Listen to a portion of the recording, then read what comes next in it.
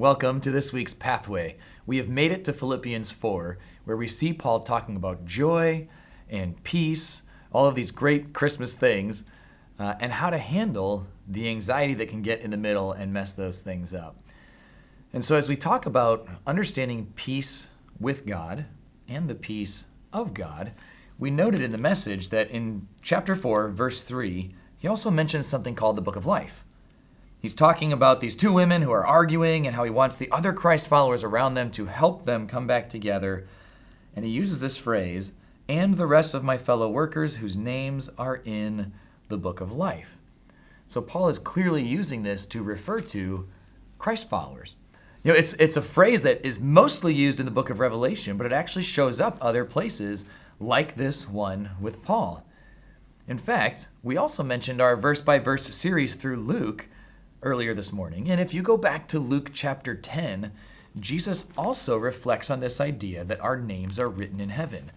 It's kind of an interesting spot because he sends his disciples out. They essentially perform miracles, then come back to him, and in Luke 10:17 say, "Lord, even the demons are subject to us in your name."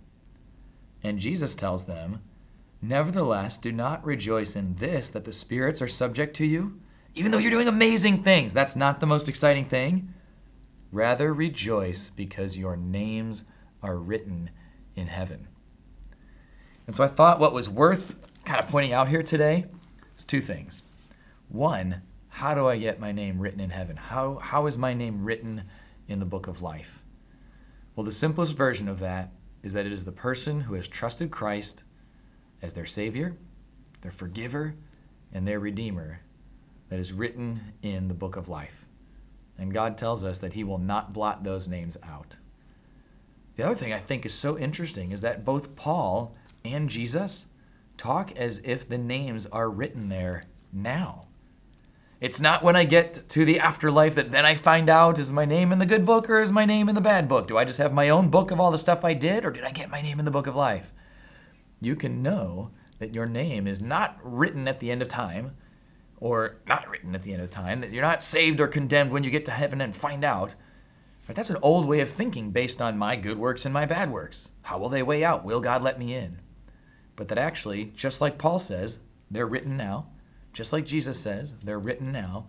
And we can rejoice in that through confidence if we've trusted Jesus Christ as our Savior. So that's a little bit more about the book of life. And so I'd encourage you, as you work through that passage this week, as you're praying through these things, that's part of what helps remove our anxieties when we know our confidence is in the Lord for eternity.